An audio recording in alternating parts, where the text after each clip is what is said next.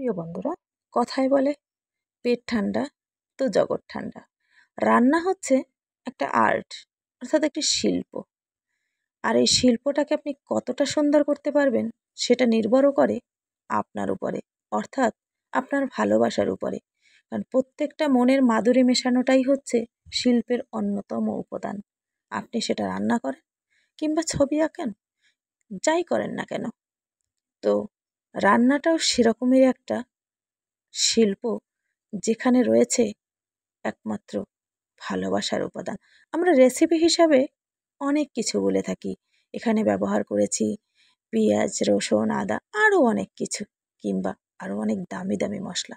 কিন্তু আমরা কেউ কি কখনো বলে থাকি এখানে সব থেকে যে ভালো মশলাটা ব্যবহার করি সেটা কি? সেই ভালো মশলাটা হচ্ছে ভালোবাসা।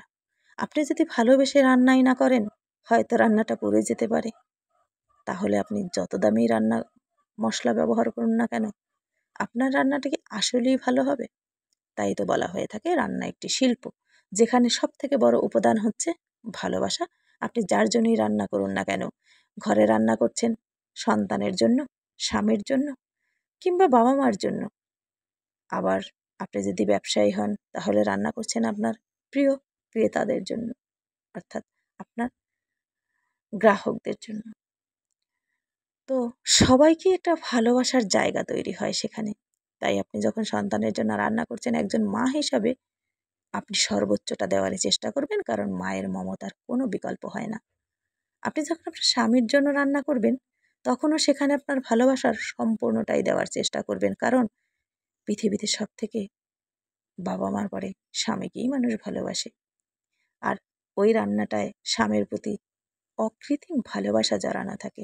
প্রশ্নটা রেখে গেলাম, আসলে সব স্বামীরাই কি সেই ভালোবাসার জায়গাটা বুঝতে পারে? আপনি যখন আপনার মায়ের জন্য রান্না করবেন কিংবা বাবার জন্য, সেখানে আপনার বাবা মার শ্রদ্ধা আর ভালোবাসা পুরোটাই লুকিয়ে থাকে। আজকে আপনাদের জন্য পোলাও ভাত রান্না করছি। দেশি চিনি গুঁড়া চাল দিয়ে পোলাও রান্না হচ্ছে, সাথে আছে নিজের হাতের বানানো ঘি। প্রথমে আমি পেঁয়াজটাকে একটু কড়া করে ভেজে নিয়েছি, যাতে আমাকে নতুন করে ব্রেস্তা তৈরি করতে না হয়। তারপরে আমি চাল দিয়ে সেটা নেড়েচেড়ে যে পরিমাণ চাল দিয়েছি তার 3 অংশ পানি দিয়ে দিয়েছি, এবং দিয়ে দিয়েছি নিজের হাতে ঘরে বানানো ঘি। তারপরে যখন আপনি তেল কম ব্যবহার করবেন, তখন আপনি পরিমাণ মতো পানি ব্যবহার করবেন। আর কম তেল স্বাস্থ্যের জন্য খুবই উপকারী, কারণ আমরা রান্নাটা ঘরে তৈরি করছি। পরে আরও একটি পর্ব থেকে যায়, সেটি হচ্ছে প্রিয়জনের সামনে উপস্থাপন করা, অর্থাৎ আপনার ভালোবাসার বহিঃপ্রকাশ এখানেও দেখাতে পারেন আপনি। কতটা সুন্দরভাবে তার সামনে আপনি রান্নাটা পরিবেশন করছেন, স্বামীর সামনে সব কিছু গুছিয়ে তার সামনে রান্নাটা পরিবেশন করাটাও একটা ভালোবাসার বহিঃপ্রকাশ। তাই তো সব কিছু মিলিয়েই ভালোবাসার বিকল্প আসলে কিছু নেই। সে আপনার সন্তানই হোক, সে আপনার স্বামী কিংবা বাবা মা।